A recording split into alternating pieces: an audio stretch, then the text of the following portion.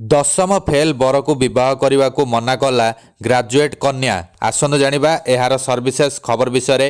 ଉତ୍ତରପ୍ରଦେଶର ସୁଲତାନପୁର ଜିଲ୍ଲାରେ ଘଟିଛି ଏଭଳି ଘଟଣା। ବରଣମାଳା ପରେ ବର ଦଶମ ଫେଲ୍ ବୋଲି ଜାଣି ବିବାହ କରିବାକୁ କନ୍ୟା ମନା କରିଦେଇଥିବା ସାମ୍ନାକୁ ଆସିଛି। ଏହି ଘଟଣା ଦୋସ୍ତପୁର ପୋଲିସ ଷ୍ଟେସନ ଅଞ୍ଚଳର ମୁସ୍ତାଫାବାଦ କାଲା ଗାଁରେ ଘଟିଛି। କନ୍ୟା ମନା କରିବା ପରେ ବର ଫେରିଯାଇଥିବା ଜଣାପଡ଼ିଛି। ସୂଚନା ମୁତାବକ ମୁସ୍ତାଫାବାଦ କାଲା ଗ୍ରାମର ଜଣେ ଶ୍ରମିକ ତାଙ୍କର 28 ବର୍ଷୀୟ ଗ୍ରାଜୁଏଟ୍ ଝିଅର ବିବାହ ଅଖଣ୍ଡନଗର ପୋଲିସ ଷ୍ଟେସନ ଅଞ୍ଚଳରେ ଥିବା ଏକ ଗାଁର 30 ବର୍ଷ ବୟସ୍କ ଯୁବକଙ୍କ ସହିତ ସ୍ଥିର କରିଥିଲେ। 17 ନଭେମ୍ବର 2024ରେ ବିବାହ ପାଇଁ ବରଯାତ୍ରୀ କନ୍ୟା ଘରେ ପହଞ୍ଚିଥିଲା।